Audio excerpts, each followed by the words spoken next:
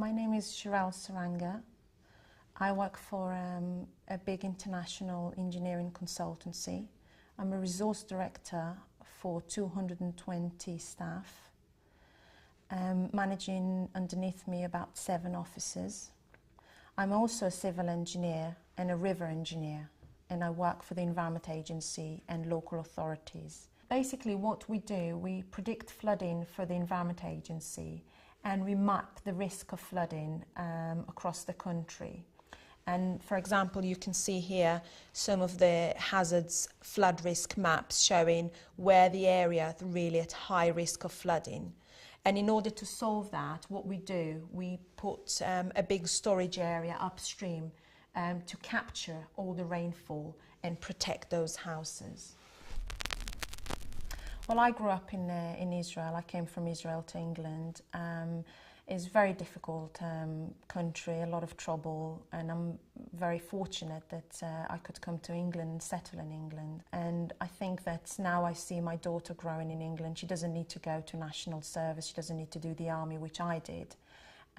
It's made me feel much more secure and happy about it.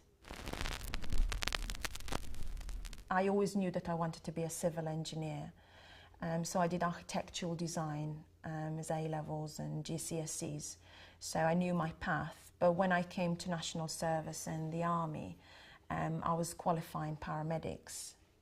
So what I was doing, basically dealing for 2 years with the medicine profession. And then when I finished the army, I was a little bit confused. I wasn't sure what I wanted to do. So it was either go into medicine or civil engineering. So I did H&D in civil engineering to see if this is really what I want to specialise in. And after I finished that, I decided, yes, this is what I want to do. But in Israel, we didn't have the option that you can go from H&D to BEng to get qualified. You needed to start all from the beginning, from scratch, and do the degree for, I think it was about 5 years again. So I was looking for other options, and England looked a very good option, and that's what brought me to England. I think being in the army, doing the army for 2 years gave me a lot of focus, determination and understanding all about responsibilities that people relies on you. And that's quite important. I know that nowadays days I do have less responsibilities, obviously, because people's lives don't rely on me. But in a way, he made me very responsible for my actions, and I think it's a very good thing to do.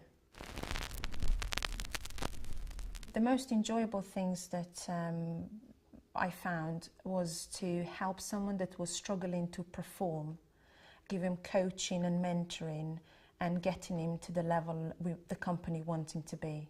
So that was quite enjoyable, and nowadays if I go to offices and there's some staff that went through performance issues and managed to come out of it performing better, I'm very proud that we managed to put them back on track.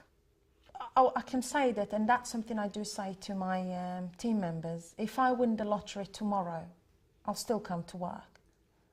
I can say that because I really enjoy my job. I'm very lucky. I won't go and swim with dolphin or do anything else.